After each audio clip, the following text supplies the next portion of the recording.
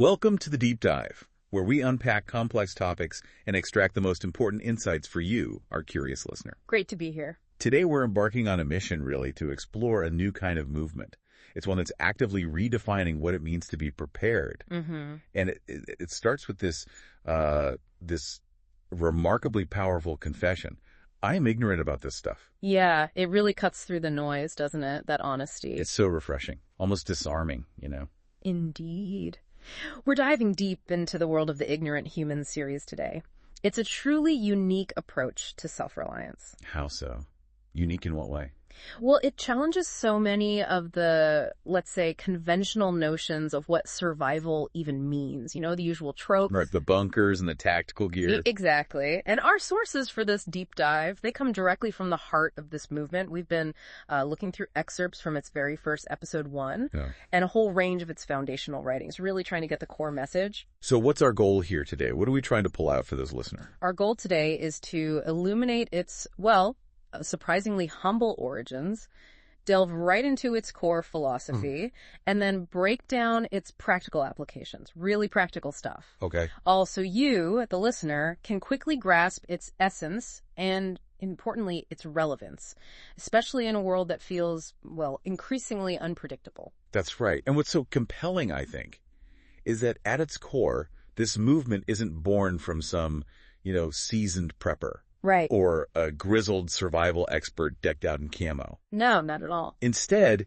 it's rooted in the very real journey of just a regular guy, a disabled veteran named Jim Taliano. Yeah, Jim's story is central. And despite having extensive military training, experience in really challenging environments, he had this profound realization. Which was? That he wasn't truly self-sufficient, not in the way that really mattered for his family, day to day. And that's the key distinction. Military training is one thing. Right.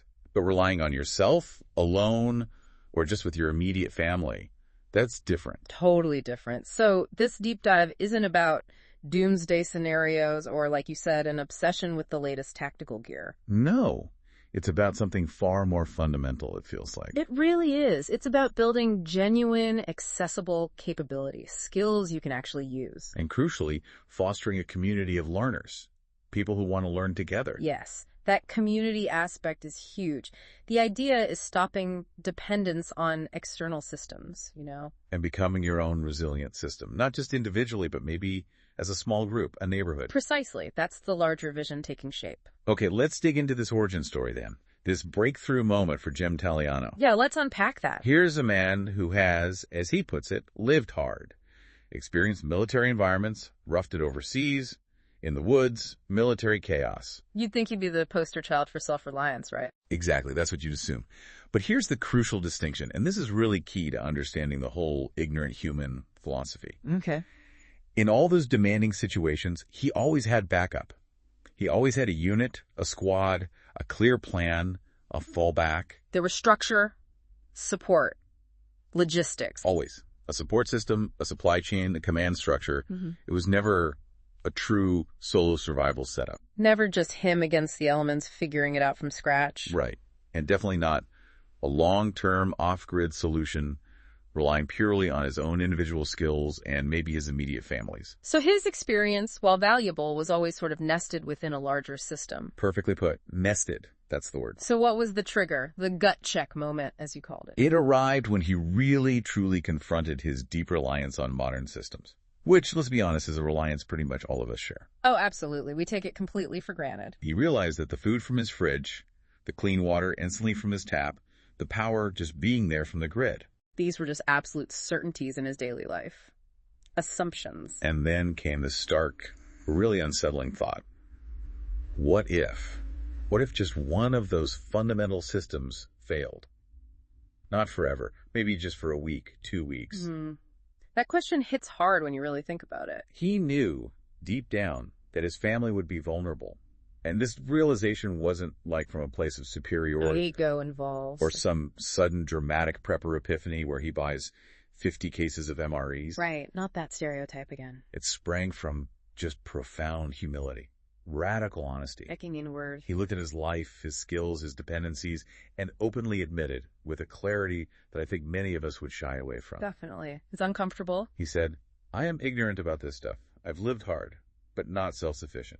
and I need to fix that. Wow. That takes courage to admit, especially with his background. Right. And it wasn't about preparing for some, grand cataclysmic end-of-the-world scenario. Forget zombies. It was more immediate, more practical. It was about becoming genuinely capable, resilient, in a world that is, frankly, far more fragile and interconnected than we often care to admit. The systems are complex, and complex systems can break in unexpected ways. And what's truly remarkable, I think, is that this entire series, this whole movement, it started as his own personal learning journey. Intensely personal. So he wasn't teaching from a place of already knowing everything. Not at all. It wasn't some theoretical exercise not driven by ego or claiming expertise. It was real, hands-on skills, tested and practiced one by one. And sharing the process. Openly sharing the messy process. The failures, the frustrations, the small wins. That's the foundation. What's fascinating here, and truly foundational to this movement, is precisely that deep sense of humility you mentioned. It feels like the bedrock. That term, ignorant human, it isn't an insult, as you might initially think. It's actually a powerful, almost liberating confession. Liberating how? Well, to be ignorant in this context simply means untrained or unaware. It explicitly does not mean unintelligent or stupid. Okay, that's a really important distinction. Untrained, not incapable. Precisely. And this is a profound reframe because it normalizes the act of not knowing. It takes something many of us might find embarrassing. Yeah, nobody likes admitting they don't know something basic. Or a source of shame, and transforms it into the essential first step, the starting line. Towards what? Towards genuine curiosity, towards empowerment, and most importantly, towards meaningful action, actually doing something. And how does that contrast with, say, the typical survival space? Well, this approach directly counters those overwhelming, often gate-kept. Oh yeah, the experts who make it seem impossible unless you buy their specific course or gear. Exactly. And the frequently fear-driven narratives that have, frankly, dominated the conventional survival or prepping space for way too long. The sky is falling approach. Right. This acknowledges a simple truth. Most of us were never formally taught these fundamental skills. Not in school, usually not at home. That's true. Nobody showed me how to collect rainwater from a tarp or start a fire without a lighter. Exactly. We just assumed these modern systems, water, power, food distribution, would always be there, reliably providing, always on. And now, maybe more people are realizing, hang on, maybe that's not a guarantee. Yeah. We become a bit too dependent. A lot dependent, maybe. And that realization is the spark. So what are the implications of this philosophy, this it's okay not to know starting point? The implications are huge, particularly for building a genuinely inclusive community. It fosters an environment that truly welcomes everyone. Regardless of their current skill level, their financial status, their background, where they live, it genuinely doesn't matter. So city apartment dweller versus rural homesteader. Makes no difference to the core philosophy. Whether you live on a sprawling farm dreaming of total self-sufficiency, or your home is a tiny ninth-floor apartment in a huge city with 0 yard space. You can still learn something. You can still take steps. Absolutely. It doesn't matter if you've already invested in 5 perfectly packed bug-out bags loaded with gadgets. Or if you hear the word Tinder and immediately think of the dating app. Exactly. This movement deliberately bypasses status symbols, expensive gear obsession, and any form of elitism. It's not about what you have, but what you can do. Precisely. It places all the emphasis squarely on skill development and practical capability, tangible skills that anyone can acquire. Starting from wherever they are right now. Right now. And embracing the idea that owning that gap in knowledge, that moment of admitting, I am ignorant about this, is the very first, most crucial step. The step toward filling that gap and becoming truly self-reliant. Yes. It's the permission slip to start learning without shame. So what does this all mean in practice then? Jim has this realization, admits his ignorance.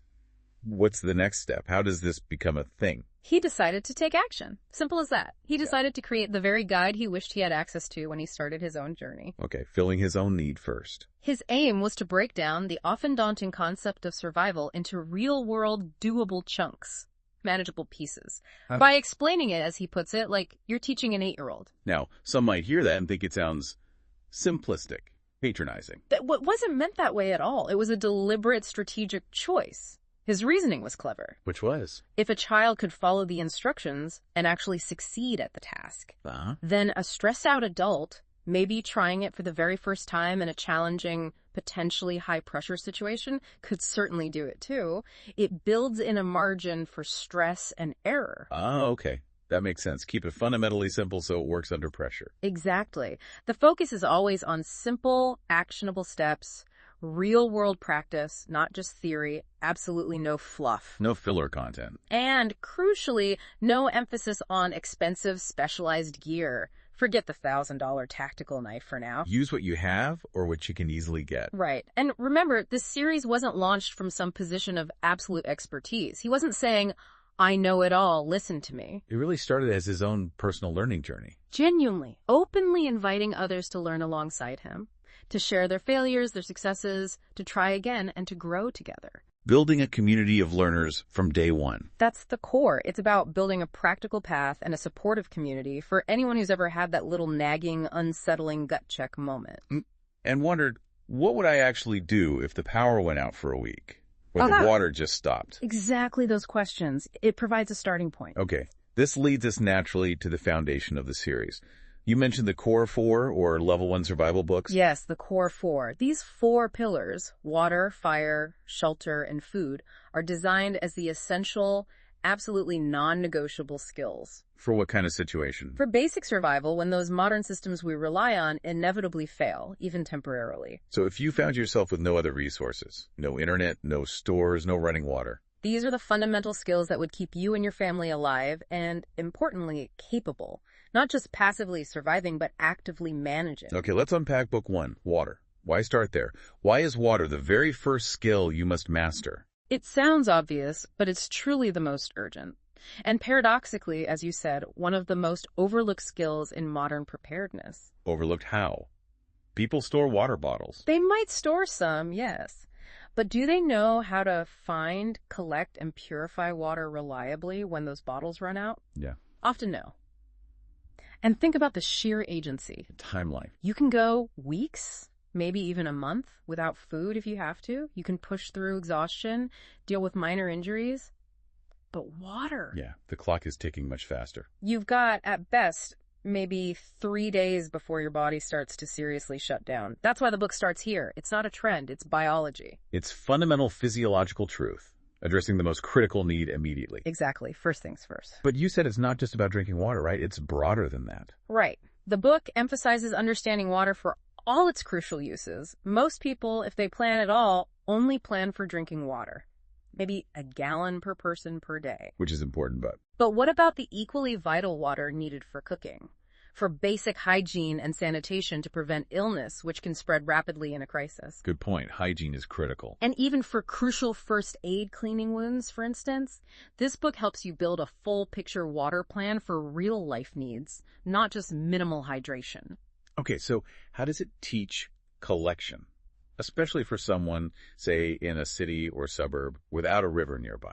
It dives deep into incredibly diverse collection techniques using readily available, often discarded items, things you might have around the house or find easily. Like what? For instance, rainwater harvesting. It explores really practical tarp setups you can build in literally 5 minutes with just a tarp and a few sticks or rocks. Okay.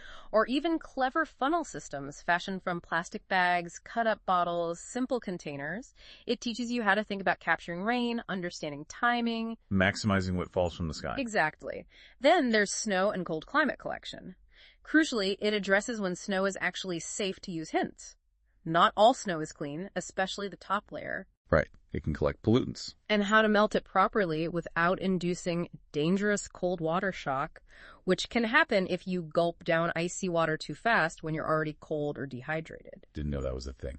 It even covers plant-based collection, showing you how to pull surprising amounts of water from the leaves of certain plants using just a plastic bag in the sun. How does that work, like condensation? Essentially, yeah. You're creating a miniature, natural still right on the plant, trapping the moisture that the plant transpires. It condenses inside the bag. Wow. But crucially, it also warns about common mistakes with plant moisture, like choosing the wrong plants, poisonous ones, and which ones to absolutely avoid.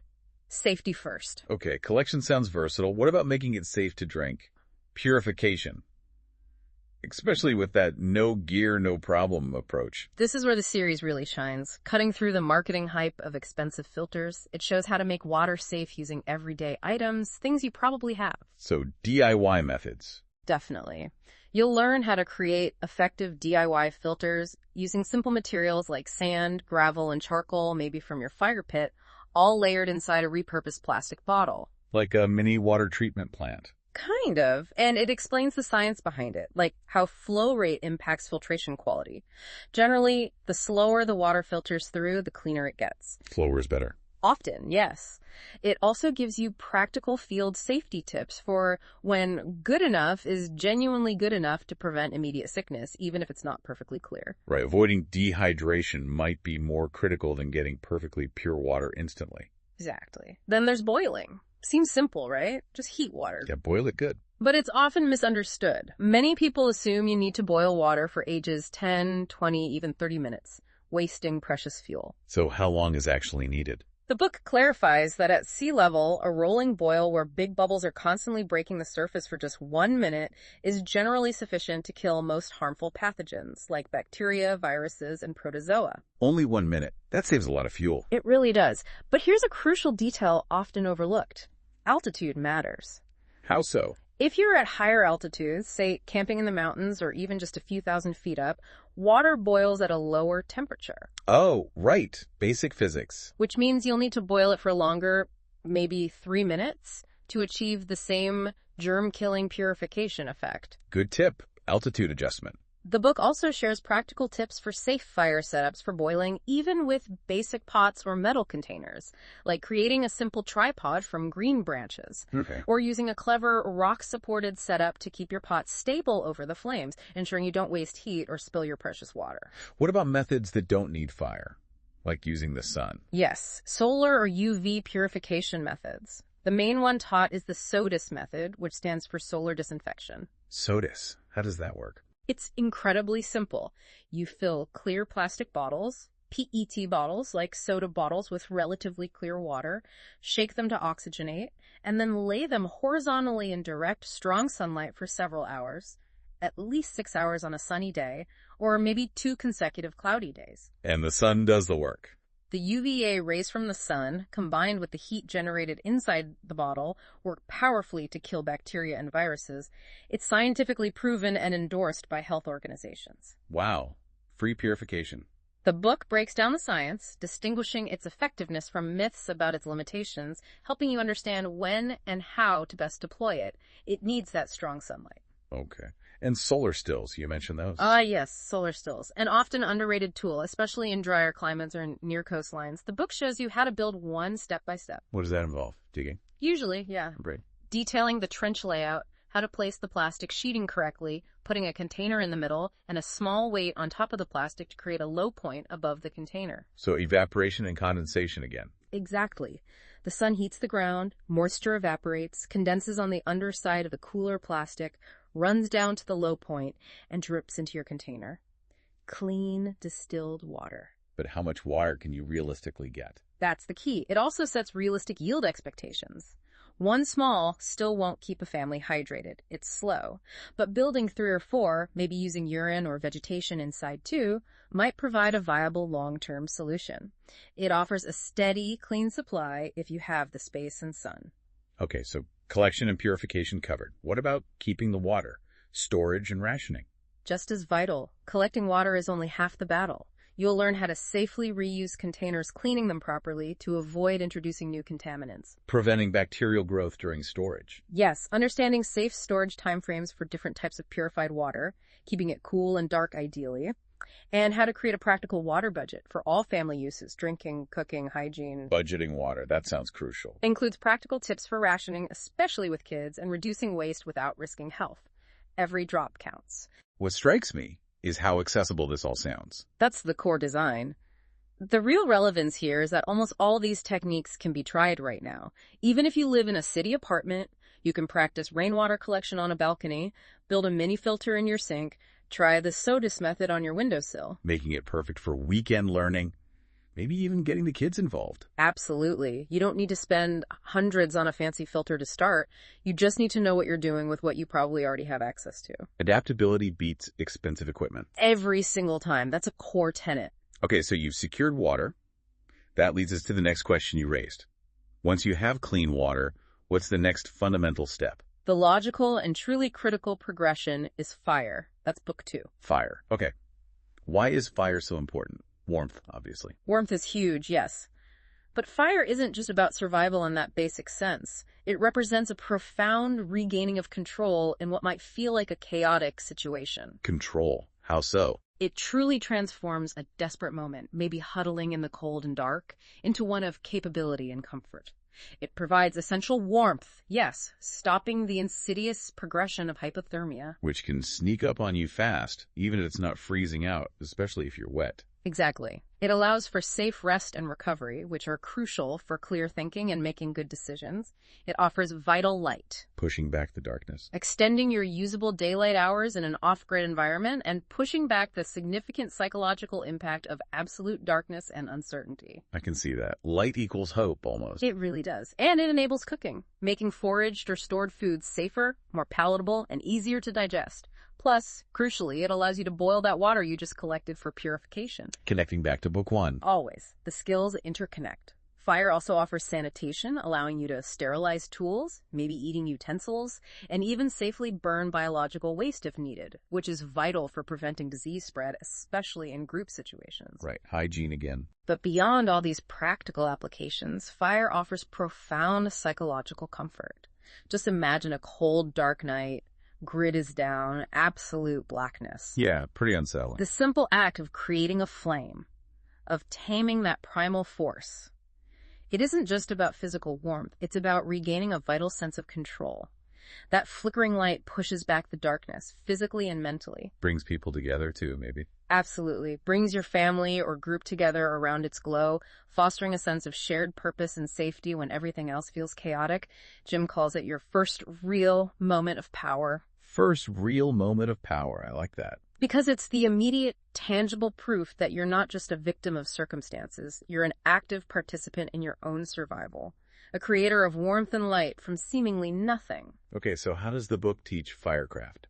Assuming you don't just have a lighter. It breaks it down from the ground up, starting with diverse ignition methods, no assumptions made. Like rubbing sticks together. Friction-based methods like the bow drill and the hand drill are definitely taught in detail.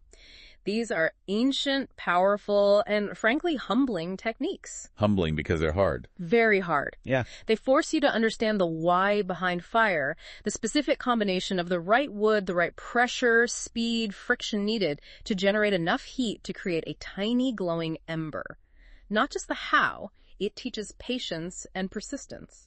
Probably not the first method to rely on in an emergency if you're new. Likely not. So for beginners, spark-based methods are also covered extensively. Things like ferro rods, those metal rods that create a shower of intensely hot sparks when scraped with steel. Ferro rods, okay. Strikers, magnesium blocks. These are highlighted as incredibly reliable even in damp or wet conditions, making them excellent choices for those just starting out, much easier to get results. What about more? Unconventional methods. What's particularly creative and really aligns with the ignorant human ethos of using what's around are the chemical ignition methods. Like what? Matches. Beyond matches, like the simple battery and steel wool trick. How does that work? You touch the terminals of a battery, even a common 9-volt to fine steel wool. It shorts the battery, causing the steel wool to heat up rapidly and ignite. It's fast, dramatic. Wow. And offers a solution from everyday items, encouraging that mindset of creative problem solving. What do I have that could make fire? And obviously matches and lighters are covered too. Of course, but with emphasis on the importance of waterproofing them. Simple tricks like dipping match heads in wax or storing lighters in sealed bags and having redundancy. Don't rely on just one method. One damp match could mean no fire. Redundancy. Multiple ways to achieve the goal. Makes sense. Critical concept. Okay, so you could be a spark or a small flame. What about keeping it going? Fuel. Absolutely crucial. Getting the spark is just the start. Understanding fuel and fire structures is critical for building a sustained blaze. The book teaches that. Yes, the vital progression. From tinder, that tiny, easily ignited, fluffy material like dry grass, birch bark shavings, or cotton balls. Right, the stuff that catches the spark. To Kindling slightly larger twigs, maybe pencil lead to pencil thickness that catch from the tinder to fuel the main logs or branches that provide lasting heat. Understanding that life cycle and how to transition effectively is key. You can't just throw a big log on a spark. Doesn't work. It even shows how to create effective tinder bundles from surprising household junk dryer lint, cotton balls with petroleum jelly, wax cardboard. Vaseline cotton balls, Yeah. You mentioned those. Yes, a classic super effective example. And different fire lay types are presented with clear visual diagrams. Fire lay types, like how you stack the wood. Exactly. The classic teepee, which is great for starting and produces a tall flame. The more robust log cabin, good for a longer-lasting stable fire, maybe for cooking, and the efficient Dakota fire hole. What's that? That's where you dig 2 holes connected by a small tunnel. You build the fire in one hole and the other provides air draft. It's very fuel efficient, low visibility, and good in windy conditions. Interesting. So the book details when to use each type. Yes, based on factors like wind direction, the fire's purpose, cooking versus warmth versus signaling, and the type of fuel you have available. What about tough conditions? Rain, wind. The series doesn't shy away from that. It explicitly addresses how to light and maintain a fire in wet weather and strong wind, often when you need it most. Okay, how? Finding dry wood seems impossible sometimes. It covers practical techniques. Finding dry fuel when everything seems soaked often involves looking inside things. Peeling wet bark off standing dead wood to get to the dry wood underneath. Oh, okay. Splitting larger pieces of deadfall to expose the dry core. Looking for resinous pine knots, which burn even when damp. Finding dry tinder under rock overhangs or in dense thickets. It teaches you where to look. And how to prepare it. It also details how to create insulated fire beds, maybe a platform of rocks or green logs to prevent precious heat loss into the cold, wet ground, and how to build effective wind barriers using rocks, logs, or even your backpack. Protecting that initial flame. Absolutely critical. Once you have a stable flame, what about using it? Cooking, sanitation. Yes, the book moves into essential applications, outlining basic cooking setups that require no specialized gear. Like? Using simple skewers made from green, non-poisonous branches for roasting things. Rock boiling, where you heat rocks in the fire and carefully drop them into a container of water or soup to heat it. If you don't have a metal pot. Exactly. Or cleverly creating foil packets if you have foil for cooking food gently without direct contact with flames. It teaches how to control heat using coals, not just flames, for slower cooking or baking. Making field cookware. How to make safe field cookware from found materials, like shaping a pot from birch bark, carefully, or using discarded cleaned tin cans. Plus, using fire for sterilization when clean water is limited, passing a knife blade through a flame, boiling questionable utensils. And you mentioned ember management. Keeping the fire going. An often overlooked but crucial skill, especially for longer-term scenarios. You'll learn how to preserve coals overnight by banking them, covering them carefully with ash to insulate them and reduce oxygen so they smolder slowly. So you don't have to restart from scratch every morning. Huge energy saver. How to build mobile ember bundles, wrapping hot coals in layers of green leaves and bark to safely carry fire from one location to another without relighting. Taking your fire with you. Ancient technology, still relevant, and even how to make biochar, a specific type of charcoal made by burning organic matter with limited oxygen. It's great for enriching soil long-term, essentially a sustainable fuel source for your garden, improving water retention, too. Wow, that's advanced. And safety, of course. Paramount. Proper site selection, clearing flammable material, considering wind, proximity to shelter, control methods keeping water or sand nearby, effective extinguishing techniques ensuring it's dead out, and basic burn first aid. All covered. Okay. Now, you said earlier that what really sets these guides apart is what happens at the end of each chapter, the challenges. Yes. This is where it gets really compelling, transforming them from just theoretical manuals into genuine learning experiences, particularly in the water and fire books. So what's the deal with the challenges? Each chapter concludes with a practical challenge designed to encourage actual doing, getting your hands dirty. Because reading isn't learning in this context. Exactly. The whole point is you don't truly learn to build fire or purify water or tie a knot just by reading a paragraph or watching a video. You learn by doing it, struggling with it, failing, adjusting, and doing it again, over and over. Muscle memory and real-world feedback. That's where the confidence comes from. And remember that field tip from the community? The Vaseline cotton balls. Yeah, soak cotton balls in Vaseline, store them in a Ziploc. And bam. You immediately have cheap, waterproof, lightweight fire starters that can burn reliably for up to 5 minutes. Enough time to get kindling going even in bad weather. Costs next to nothing. It's these kinds of practical, accessible, real-world solutions, often shared by the community, that truly make the movement so powerful. It's not about secret knowledge, it's about shared practical wisdom. Okay, so after water and fire, what are the other two in the core four? Shelter and food. Let's touch on those. Book 3, shelter. Right. Following water and fire, shelter is the next critical component for protection and survival. Book 3 delves into the essential principles of creating a protective space, regardless of your environment or resources. More than just keeping dry, I assume. Much more. It's about protection from the elements, could be blistering sun, freezing wind, driving rain, snow. It's also about providing privacy, a sense of security, and crucially, helping regulate body temperature. So what kinds of shelters does it cover? Tents. It covers a huge range, from purely natural ones you build entirely from scavenged materials like a simple lean-to against a rock face, or a debris hut piled high with leaves for insulation. Made for what you find in the woods. Exactly. To improvise shelters using maybe just a tarp or a poncho, learning multiple ways to pitch it effectively, or even using salvaged urban materials, finding plywood, old signs, cardboard to create a windbreak or overhead cover. Adapting to the environment. What about city dwellers? For urban environments, it covers strategies for making the best of what you have, turning an apartment into a safer zone during a power outage, or even how to use a vehicle effectively as temporary shelter. The focus is always on using readily available materials. Resourcefulness again. Always. Quick setups are emphasized, how to pitch that tarp in multiple configurations depending on whether you need rain protection, sunshade, or a wind block. How to construct a basic debris hut quickly for insulation against unexpected cold. Insulation seems key. Absolutely critical. The book details how to use natural materials effectively, piling dry leaves, grass, or evergreen boughs inside and outside your shelter structure. Or even using scavenged modern materials like trash bags stuffed with insulating debris, creating vital air pockets that trap warmth. And it addresses specific challenges, like wind, rain, heat. Yes, explicitly. How to orient your shelter to shed wind and rain most effectively. Techniques for insulating against biting cold in winter scenarios. And just as important, how to create shaded, well-ventilated spaces in oppressive heat to avoid overheating. Site selection must be important too. Huge.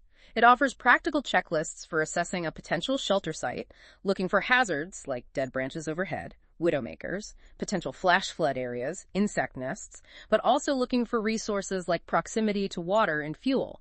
A well-chosen location is often half the battle. That makes perfect sense. Okay. Water, fire, shelter. That brings us to the last of the core four. Food. Book 4.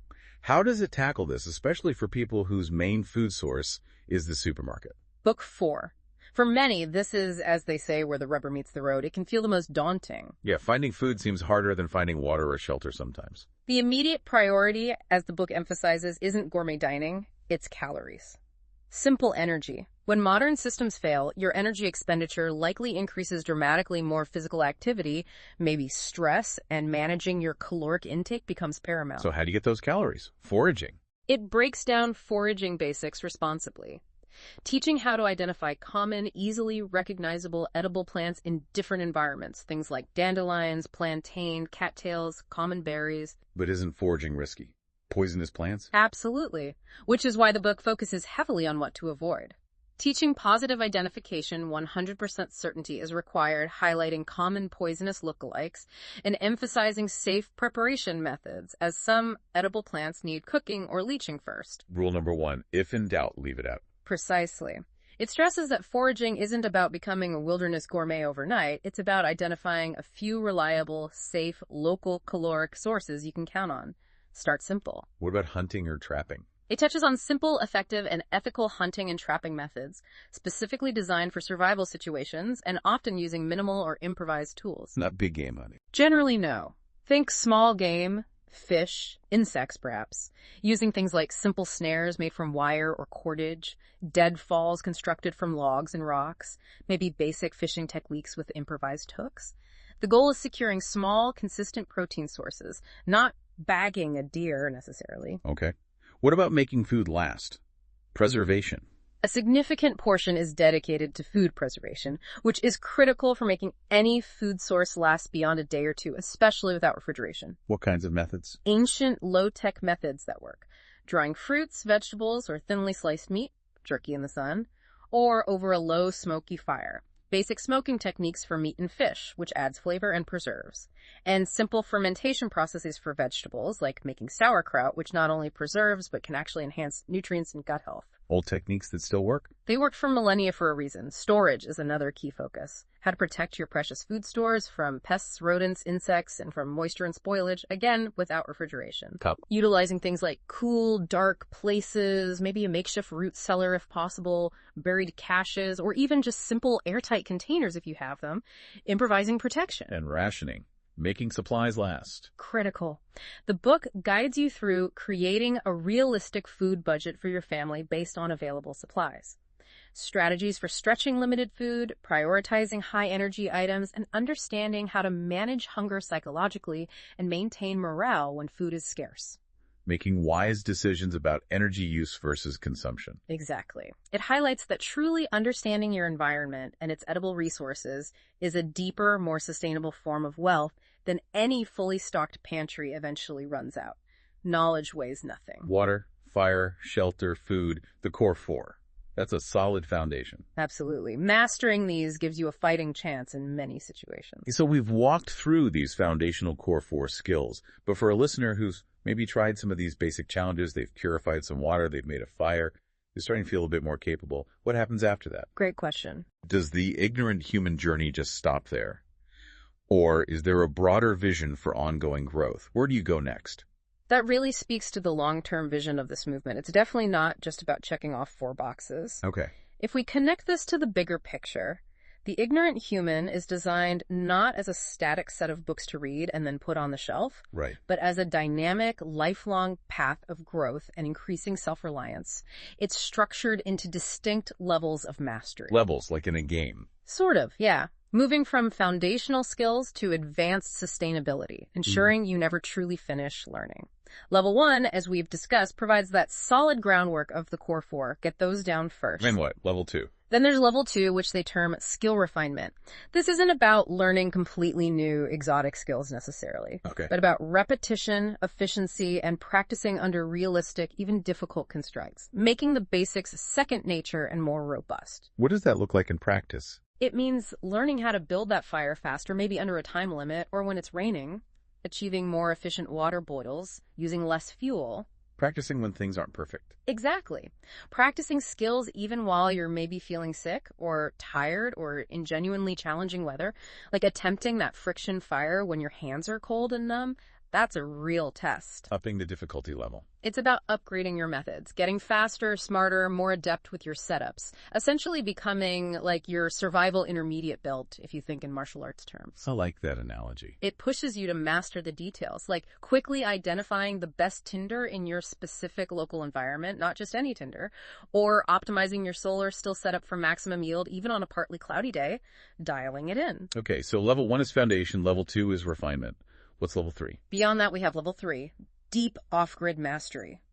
This level is where survival truly transforms into genuine sustainability. Sustainability. How so? It shifts the focus from short-term crisis response to multi-day, multi-week, even seasonal resilience. It's about full-cycle thinking, closing loops. Sounds much more involved. It is. Here, you're looking at much more permanent or semi-permanent solutions, like long-term shelter builds, maybe exploring earth shelters or cob homes. Cob homes, what are those? Structures built from natural materials like clay, sand, straw, and water.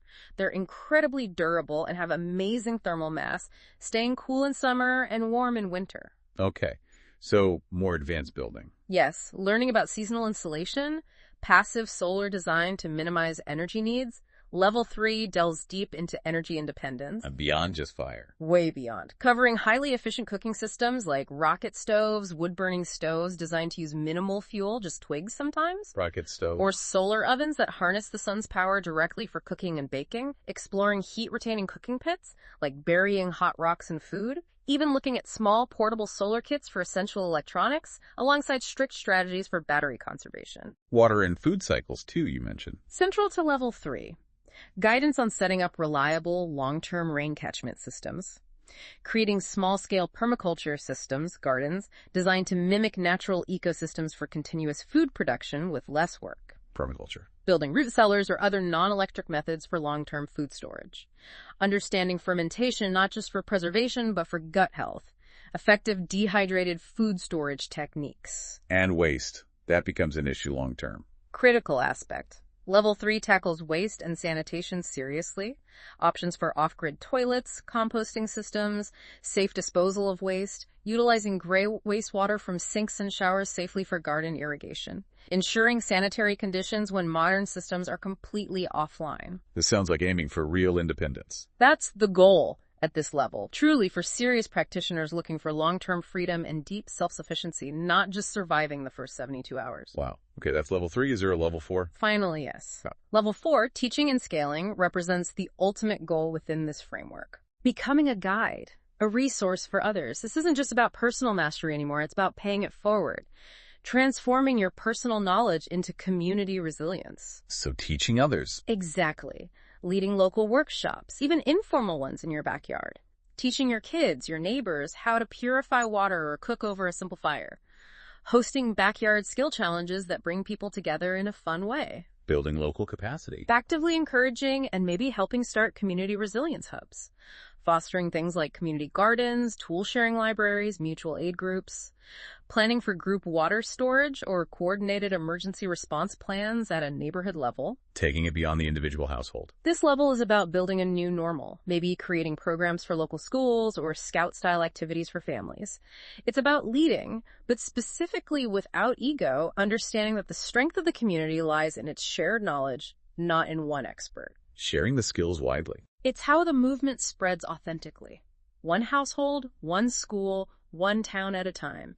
Ensuring that vital knowledge is passed on with humility and a shared purpose.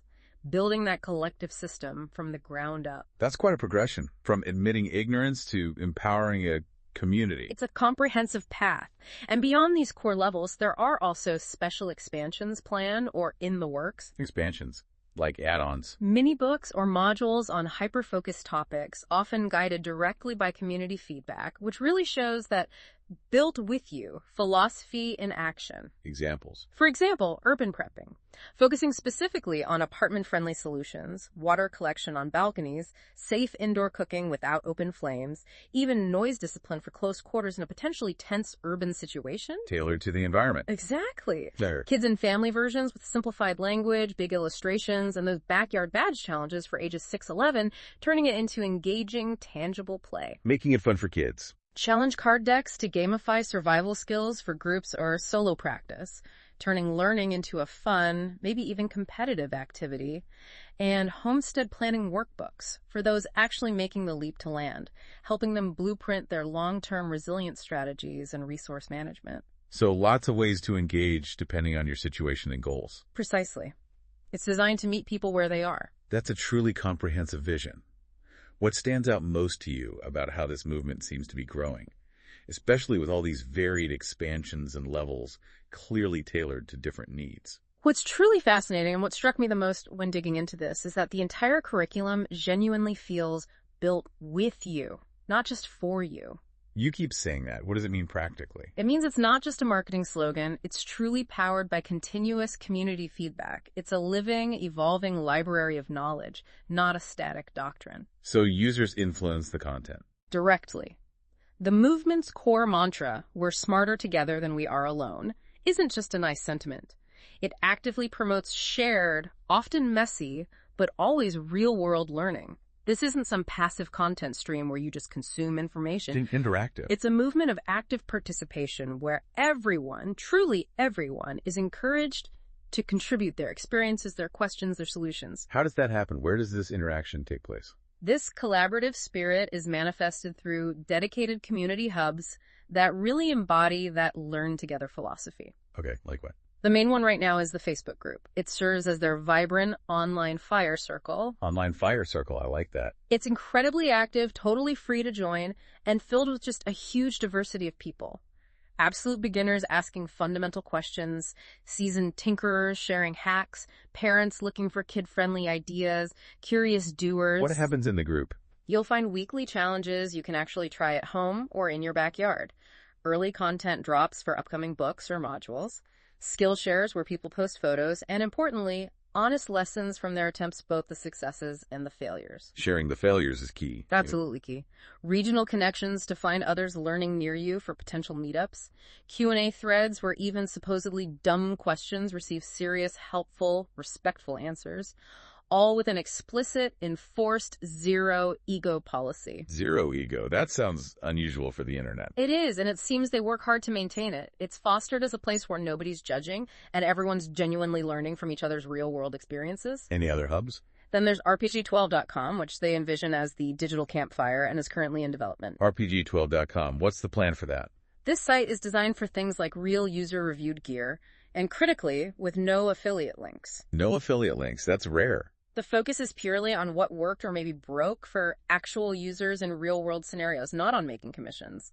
Honest reviews. What else? It will also feature things like group buys, potentially, to help the community save money on essential items by buying in bulk, early access to new content, and spotlighting user-submitted stories and challenge videos. Showcasing the community's efforts.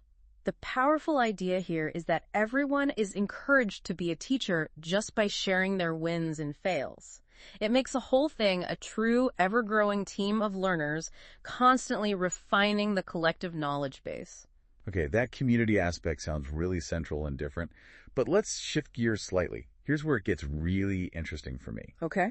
Because survival, or prepping, it often gets a bad rap, doesn't it, as we touched on earlier? Definitely carries some baggage. It can conjure up those images of dark bunkers, mountains of ammo, intense paranoia, or that classic doomsday prepper caricature from movies and TV. The lone wolf stereotype. Right, but you're saying the ignorant human movement explicitly challenges and reframes this. How? Indeed. It's actually crucial to clarify what this movement isn't, precisely to protect the integrity of its mission and ensure it remains widely accessible and welcoming. So what is it not?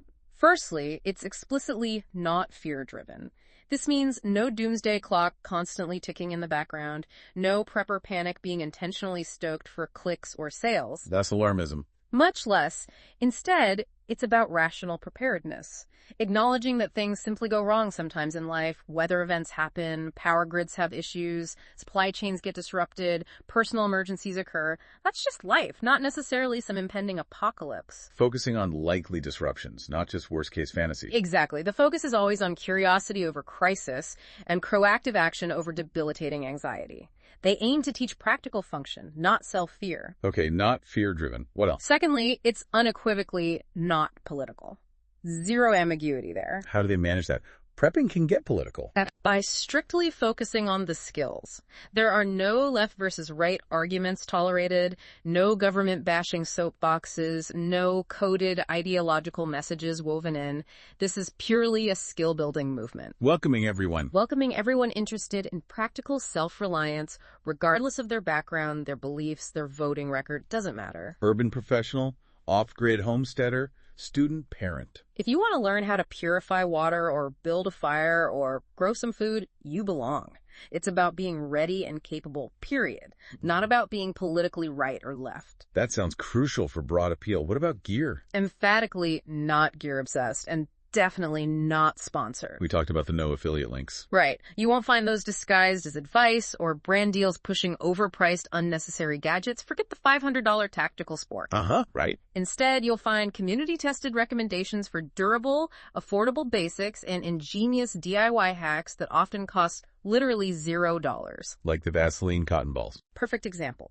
It emphasizes that the best gear is often what you already have, if you truly know how to use it effectively. They don't care about the brand name on the label, only if it works reliably when you need it most. Resourcefulness over consumerism. Okay. Not fear-driven, not political, not gear-obsessed. Anything else it's not. Finally, it's not trying to be elite. This goes back to Jim Taliano himself. How so? He doesn't claim to be a Navy SEAL or the next Bear Grylls surviving on bugs for TV.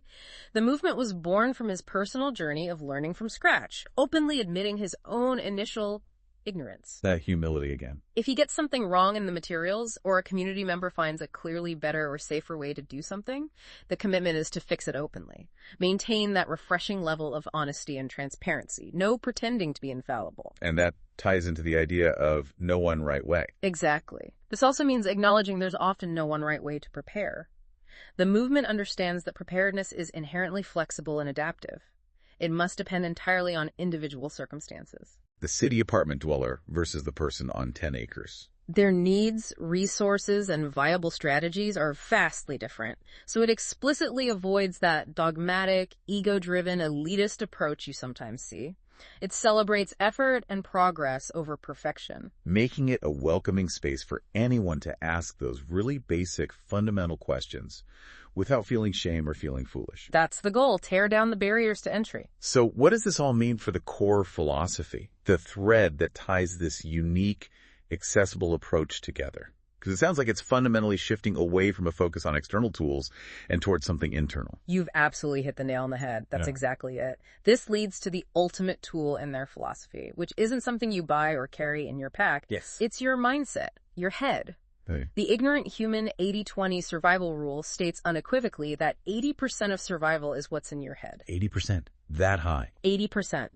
Your knowledge, your practice skills, your resilience, your creativity, your ability to stay calm and problem solve under pressure, and only 20% is the gear you've actually practiced with and know you can trust. Wow. That directly challenges the whole prepper stereotype of just buying more stuff. Completely challenges the common gear obsession trap and the pervasive, dangerous myth that you can simply purchase your way out of inexperience or a lack of fundamental skills. Can you give an example of that 80-20 rule in action? Sure. Think of it this way. Okay. You could own the most expensive high-tech water filter in the world. A device capable of purifying almost anything costs hundreds of dollars. Top of the line. But if you panic when a real crisis hits, Yeah. and you don't know how to properly assemble it or backflush it, or maybe you stored it improperly and the filter element cracked, Oh. or worse, if you can't even find a reliable water source to use the filter on in the first place, that state-of-the-art gear is utterly useless. It's just dead weight in your pack. Right. Expensive dead weight. Conversely, someone with just a plastic soda bottle, some sand and gravel scavenged from a roadside, maybe some charcoal from a cold campfire. The DIY filter from book 1. Exactly.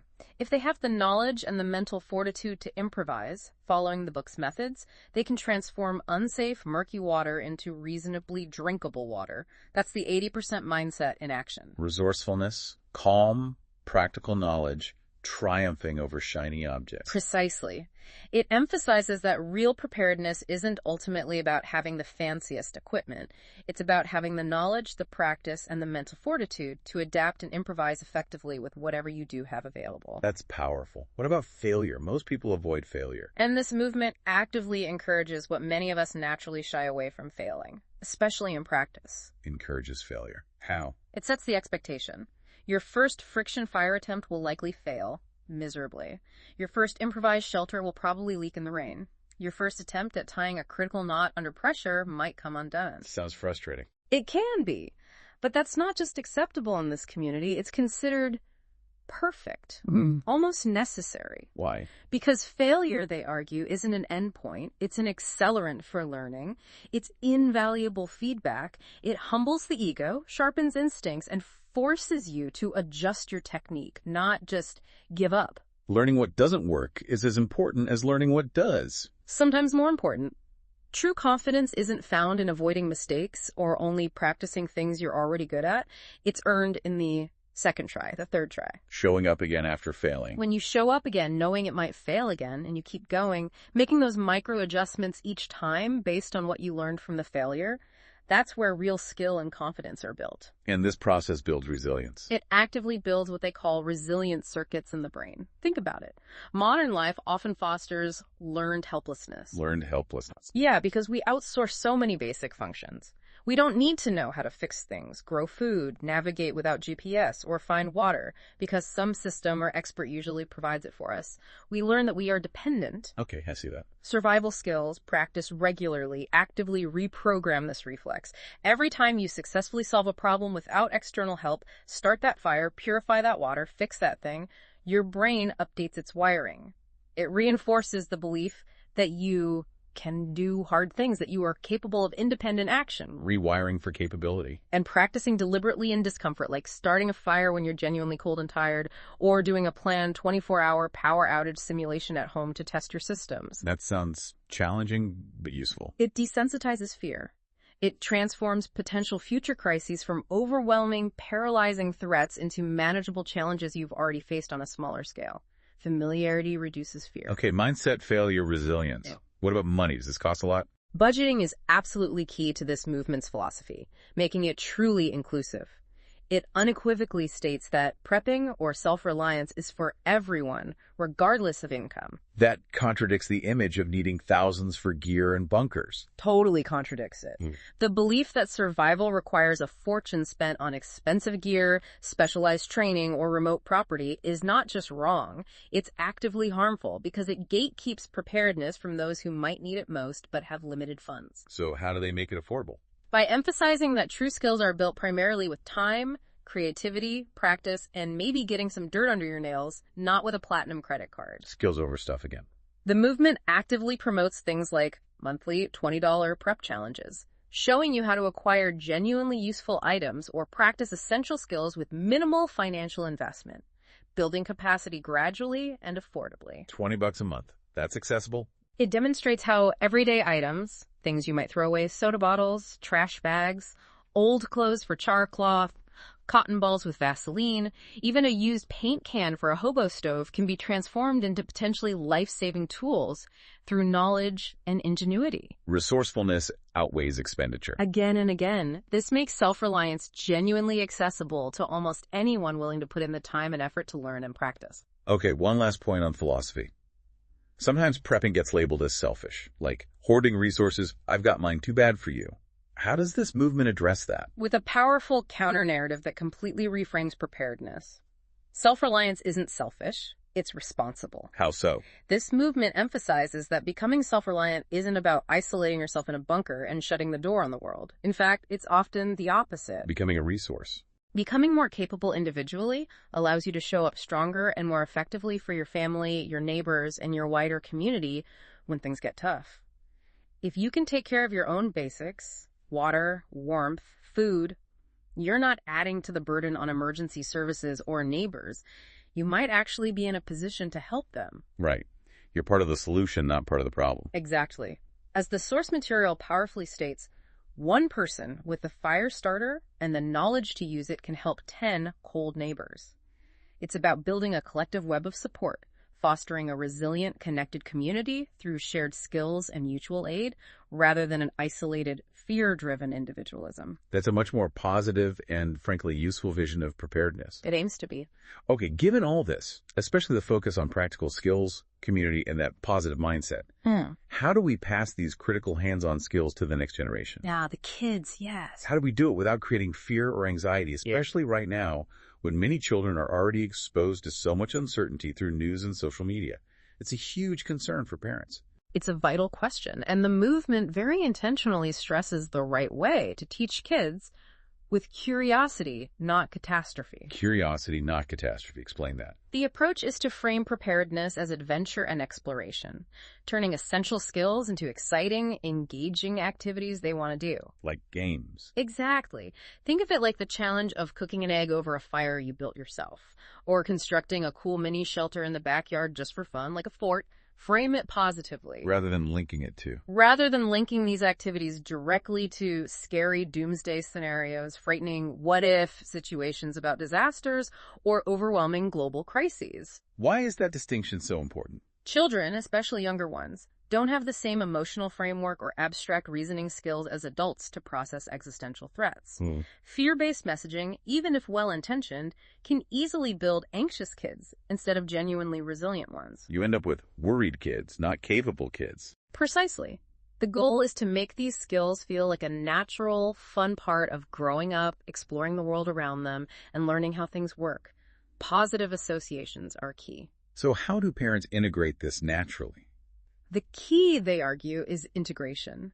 Make preparedness a normal, even joyful part of everyday family life. Blend it seamlessly into activities and routines you might already do. Examples. Imagine setting up a rainwater barrel together. Let your kids track the inches collected after a storm with a ruler, make it a science experiment. Or start a small garden, even just pots on a balcony, and let them choose the plants, water them, and learn about where food comes from. Turning chores into learning opportunities. Exactly. Going camping becomes a perfect classroom. Put them in charge of helping set up the tarp shelter, learning a couple of simple, useful knots.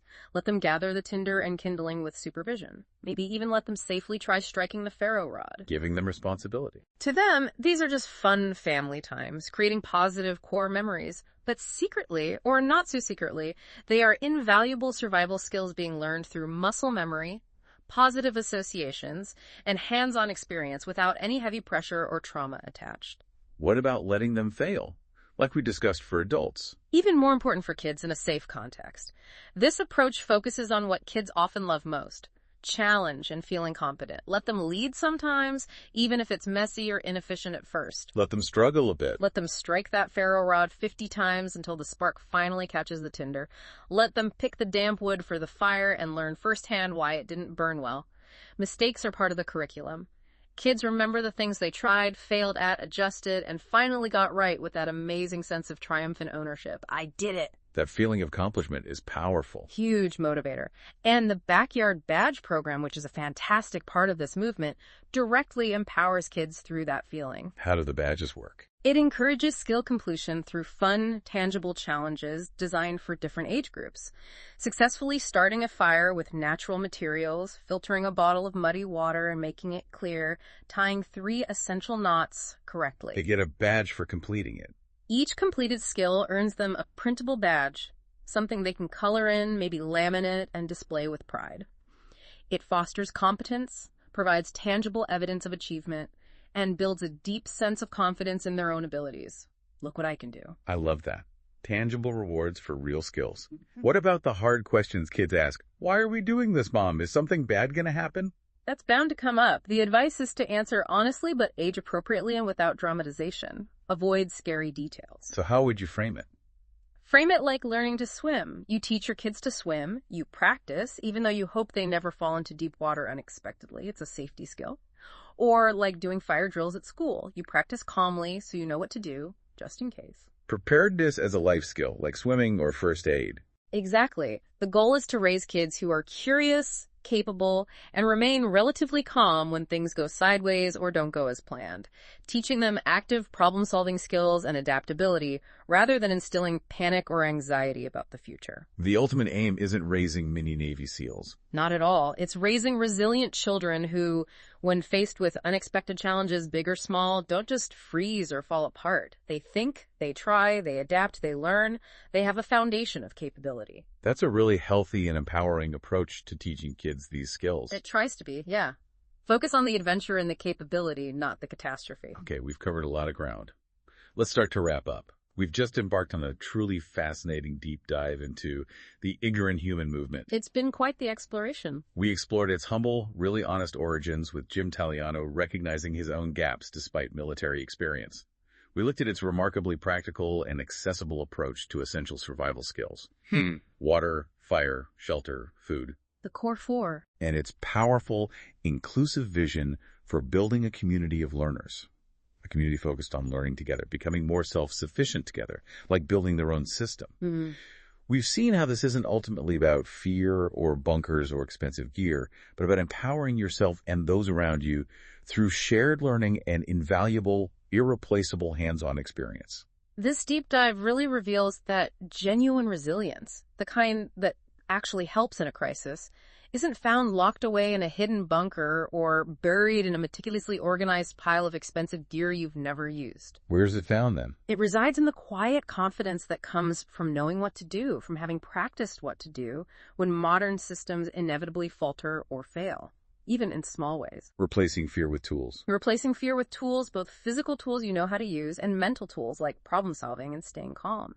And transforming that paralyzing anxiety many feel into purposeful, proactive action. Something you can do about it. And the movement encourages you to admit your own ignorance. Because that honest confession that, okay, I don't know this, is the most powerful and liberating first step on this lifelong journey of learning and becoming more capable. It means embracing the learning process. Even the messy parts, understanding that every failure, every botched attempt at starting that fire or filtering that water isn't wasted effort.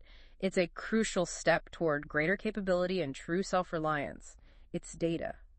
So what does this all mean for you, our listener, sitting there right now having heard all this? Good question. The ignorant human movement isn't just content to be passively consumed, like watching another TV show. It's a direct, heartfelt invitation to participate, to roll up your sleeves and get genuinely involved. It truly is a call to action. Not someday, but now. We'd encourage you listening to take one small, immediate step. Don't get overwhelmed by everything we discussed. Just one thing. Just one thing. Find one simple survival skill you don't know yet. Maybe something we talked about today, building that simple water filter from a soda bottle, trying the Vaseline cotton ball fire starter, learning one useful knot like a bowline. Look it up. Try it. Look it up. Try it this weekend. Expect to fail at it the first time, or for it to be clumsy. That's not just okay, it's part of the process. Laugh at the attempt. Don't get discouraged. Then try again. Then try again, applying what you learned from the first try. And maybe even more importantly, consider sharing your journey, the messy parts, the small wins, the hard-earned lessons with others, maybe in their Facebook group, maybe just with a friend or family member. Why is sharing so important? Because the strength of this entire community is built on this shared, honest learning, knowing that everyone is at a different stage and everyone has something to learn and something to teach, even if it's just, here's how I messed up. This movement truly is built with you by welcoming your stories, your questions, your honest efforts into its growing, supportive community. Because inevitably, when that day comes, could be small, could be big, when the faucet inexplicably fails for a day, or the power goes out unexpectedly for 3 days due to a storm, or something more serious happens. You won't wish you had bought more gear you don't know how to use. You'll wish you had spent more time learning, more time practicing, more time getting your hands dirty and figuring things out when the stakes were low and it didn't matter if you failed. That time is now. You've got that time now, right now. Let's use it. Let's learn together. So check out the Ignorant Human Facebook group to connect with this incredible community. Visit rpg12.com to see what's next in their development and explore resources. And maybe use hashtag #IgnorantHumanChallenge when you share your own experiences online. Your journey matters. Your struggles and successes matter. Someone else out there needs to see your progress, your failures, and your honest efforts to believe that they can do it too. That it's possible for regular people. Until our next deep dive, keep learning, keep growing, and keep exploring what you're truly capable of.